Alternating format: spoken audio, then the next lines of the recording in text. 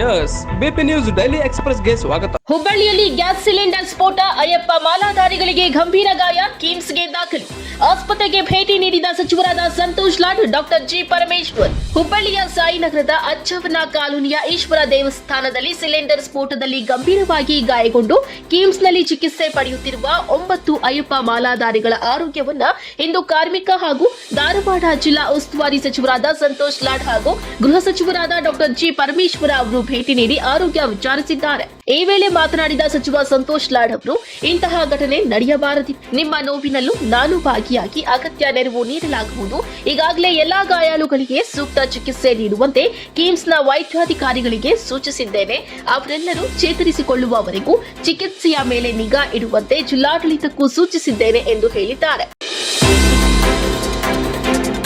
ಬಳ್ಳಾರಿ ಜಿಲ್ಲೆಗೆ 88ನೇ ಅಖಿಲ ಭಾರತ ಕನ್ನಡ ಸಾಹಿತ್ಯ ಸಮ್ಮೇಳನ, ಕನ್ನಡ ಸಾಹಿತ್ಯ ಪರಿಷತ್ ಜಿಲ್ಲಾಧ್ಯಕ್ಷ ನಿಷ್ಠೆ ರುದ್ರಪ್ಪ ಪತ್ರಿಕಾಗೋಷ್ಠಿ. ಬಳ್ಳಾರಿಗೆ 66 ವರ್ಷಗಳ ಬಳಿಕ ಮರಳಿ ಸಾಹಿತ್ಯ ಸಮ್ಮೇಳನದ ಆತಿಥ್ಯ ದೊರೆಯಲು ಅಖಂಡ ಬಳ್ಳಾರಿ ಜಿಲ್ಲೆಯ ಸಂಸದರು ಮತ್ತು ಅಖಂಡ ಬಳ್ಳಾರಿ ಜಿಲ್ಲೆಯ ಎಲ್ಲಾ ಶಾಸಕರು, ಮಾಜಿ ಶಾಸಕರು ಸಂಪೂರ್ಣವಾಗಿ ಬೆಂಬಲಿಸಿ ಕನ್ನಡ ಸಾಹಿತ್ಯ ಪರಿಷತ್ನ ಕೇಂದ್ರದ ಅಧ್ಯಕ್ಷರಿಗೆ ಪತ್ರಗಳನ್ನ ಬರೆದು ನನ್ನ ಮೂಲಕ ಮನವಿ ಮಾಡಿತು.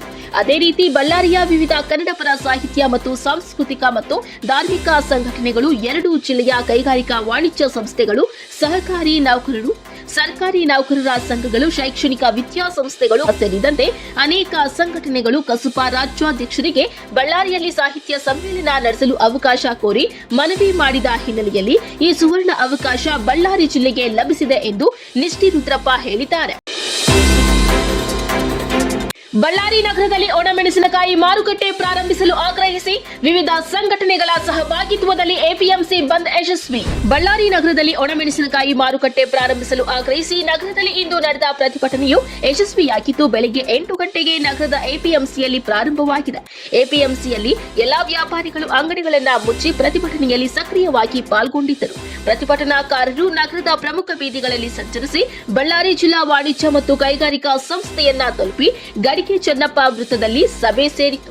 ಗಡಿಗೆ ಚೆನ್ನಪ್ಪ ವೃತ್ತದಿಂದ ಜಿಲ್ಲಾಡಳಿತಕ್ಕೆ ಕಾಲ್ನಡಿಗೆಯಲ್ಲಿ ಹೋರಾಟ. ಪ್ರತಿಭಟನಾಕಾರರು ಜಿಲ್ಲಾಡಳಿತದ ಮೂಲಕ ಮುಖ್ಯಮಂತ್ರಿಗಳಿಗೆ ಮನವಿ ಪತ್ರ ಸಲ್ಲಿಸಿದ್ದಾರೆ.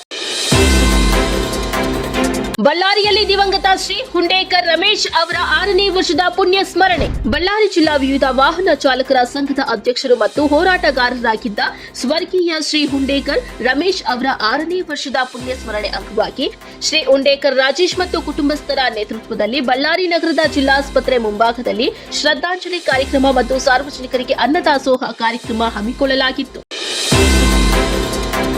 ತಾಲೂಕು ಕೃಷಿಕ ಸಮಾಜದ ಅಧ್ಯಕ್ಷರಾಗಿ ಪಿ ಗಾದೆಪ್ಪ ಆಯ್ಕೆ. ನೂತನವಾಗಿ ತಾಲೂಕಿನ ಕೃಷಿಕ ಸಮಾಜದ ಅಧ್ಯಕ್ಷರಾಗಿ ಆಯ್ಕೆಯಾದ ಪಿ ಗಾದೆಪ್ಪ ಅವರು ಇಂದು ಮಾತನಾಡಿ, ರೈತರಿಗೆ ಸರ್ಕಾರದಿಂದ ಸಿಗುವ ಸೌಲಭ್ಯಗಳನ್ನ ಮತ್ತು ಅವರಿಗೆ ಕೃಷಿ ಇಲಾಖೆಯಿಂದ ಸಿಗುವ ಯಾವುದೇ ಸಹಾಯ ಸಹಕಾರ ಅವಶ್ಯಕತೆ ಇದ್ದಲ್ಲಿ ಅದನ್ನ ಒದಗಿಸಿಕೊಡಲು ಪ್ರಾಮಾಣಿಕವಾಗಿ ಪ್ರಯತ್ನಿಸುತ್ತೇನೆ ಎಂದು ಹೇಳಿದ್ದಾರೆ.